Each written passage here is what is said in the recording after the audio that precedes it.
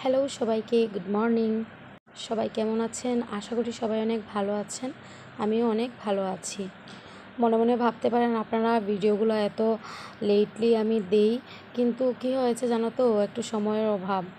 তো যাই হোক, শরীরটা এত বেশি ভালো না, তো ভাবলাম মাসির বাড়ি ব্লগ তো আর হাফ দিয়েছি, হাফটা রয়েই গেল, তার জন্য ভাবলাম আজকে শেয়ার করে নিই। আগের ভিডিওতে অনেক ভালোবাসা পেয়েছি আপনাদের, আশা করি এখনের ভিডিওটা আপনাদের ভালো লাগবে। তো এবার বলি, এই যে দেখতে পেলে, এই যে প্যাট, ওর নাম তানাশা। ওটা আমাদের মাসির বাড়ির প্যাট কুকুর বলতে পারেন। আর এখানে একটা ছোট্ট মোটো বেড়াল। আর এই যে দেখুন, বেড়ালটার নাম হলো মিনি। ও কিন্তু ছেলে, নামটা রাখা হয়েছে মেয়েদের মিনি। যাই হোক, সবাই মিলে এখন চাটা খেলাম। আসলে কফি বানিয়ে দিয়েছিল মাসি। অনেকেই আমরা চা খেতে পছন্দ করি না, তার জন্য মাসি আমাদের জন্য কফি বানিয়ে দিয়েছিলেন। আর এই তো সবাই মিলে খেলাম, এটা আমার জিজু। আর এই তো সবাই মিলে কফি খেলাম। তো কফি টফি খেয়ে আমি চলে গেলাম একটা কাঁচা আম পাড়ার জন্য। মাসিদের বাড়িতে ঢোকার সময় আমি এই আমটাকে দেখছিলাম, মনে মনে তখনই ভেবে নিয়েছি এটা আমার খেতেই হবে। তো আমার সঙ্গে সঙ্গে তো আমার বোনেরা সবাই চলে এলো ছটছট করে, আমিও খাবো আমিও খাবো। এই তো মেশো অনেকগুলো আম গাছ থেকে এই তো পেড়ে দিয়েছে আমাদেরকে।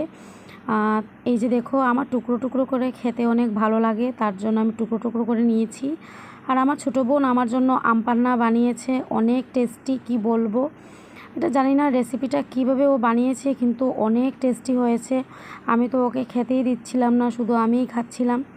শেষমেশ আমাদের দুজনের মধ্যে একদম তুমুল ঝগড়া হয়ে যায় এই আম পান্না নিয়ে। আমি বলছি, আমাকে দিয়েছিস আবার তুই নিচ্ছিস কেন? কারণ এটা আমার জন্য বানিয়েছিস, আমিই খাবো।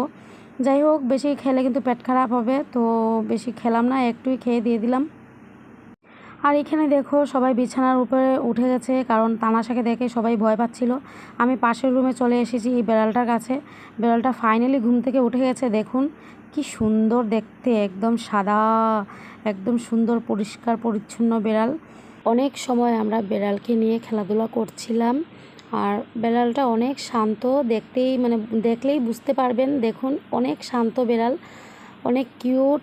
তো আমি আমার বোনজি সবাই মিলে বেড়ালটাকে আদর করছিলাম। আর এদিকে দেখো রূপ, ও আমার হাতের ব্রেসলেটটা দেখে বলছিল, পাল্লা এটা কি, এটা কি? আমি তখন অনেক হাসি পাচ্ছিল, আমি বললাম তুমি লাগাবে? বলছে না না আমি লাগাবো না, কিন্তু এটা কি কি ওটা নিয়ে আমি অনেক হাসাহাসি করছিলাম।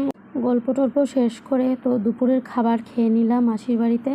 খাবারগুলো খুবই সুস্বাদু হয়েছিল, সবাই মিলে খেয়ে নিলাম।